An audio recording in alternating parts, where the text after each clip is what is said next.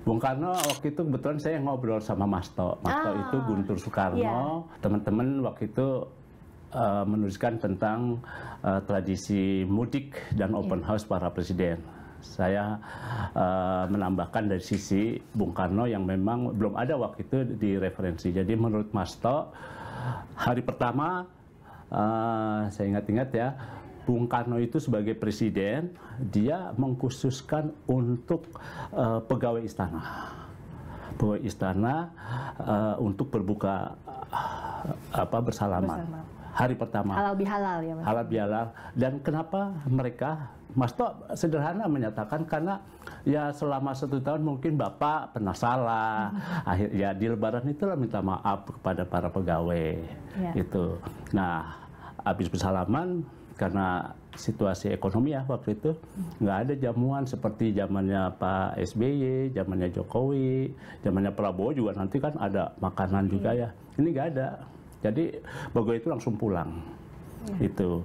Terus juga yang uniknya waktu masih ada bersama Bu Fatmawati, jadi Bung Karno, Bupat, Guntur dan adik-adiknya yang udah ngerti ya, Guntur terutama untuk bersalaman berima. Tapi ketika Bu Fatmawati meninggalkan Bung Karno dan tinggal di Sriwijaya, yang mendampingi Presiden Bung Soekarno adalah Guntur. Nah, hari kedua open house itu baru ditujukan untuk pejabat-pejabat. Nah, karena pejabat dibukalah ada hidangannya tuh, teh panas dan lain-lain, juga ada kacang dan ubi segala macam. Nah, baru hari ketiga Bung Karno mudik ke Blitar.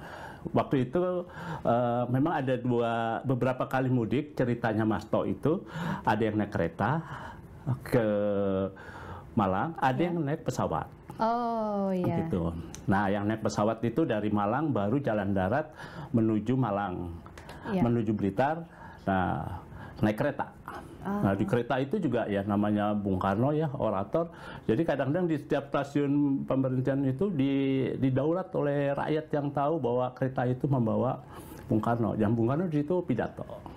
Nah, karena sudah ditunggu-tunggu, dan pada zaman itu kan tidak ada media sosial seperti sekarang ya Mas Har. Jadi harus bertemu langsung, orang menunggu sekali. Keretanya waktu itu menurut Masto kereta luar biasa. Kayaknya hampir sama kereta yang digunakan ketika tahun 46 Bung Karno dan Bung Hatta hijrah dari Jakarta, ibu kota Jakarta, dipindah ke Jogja waktu itu tahun 46. Oh, 46. Baru kembali lagi Bung Karno ke Jakarta tahun 49. Itu. Nah, Bung Karno selama mudik seminggu lamanya ya, dia ya selain bersilaturahmi dengan eyang ataupun keluarganya Bung Karno, juga dia sering ingat tuh, enak kalau pagi itu kita makan pecel, katanya. Pecel langganannya keluarga Bung Karno. Itu di Bung Karno tuh. Oke. Nah, lalu untuk zamannya Presiden kedua Soeharto, kan pasti setiap presiden di tempat kelahiran atau di kediaman yang jadi pusat. Kalau Presiden Soeharto kita ingat di Cendana itu ya Mas ya. Betul. Semua datang sungkem ke Presiden kedua Soeharto di sana. Karena Pak Harto itu kan sudah ke Jakarta ya.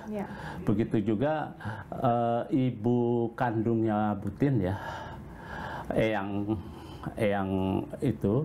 Putri itu juga sudah tinggal di Cendana. Jadi setiap kali Lebaran ya hanya open house-nya di Cendana, di kediaman pribadi Pak Harto itu. Setelah keluarga, baru para pejabat. Nah, keluarga itu dari foto yang sampai sekarang masih kita dapat tuh, kita lihat adalah open house tahun 98 ketika Pak Prabowo yang waktu itu masih menjadi perwira di Kopassus bersama Bu Titi sungkem pada Pak Harto, dan dia membawa Didit waktu itu yang masih kecil, masih di bawah 5 tahun. Itu Lebaran keluarga Pak Harto. Jadi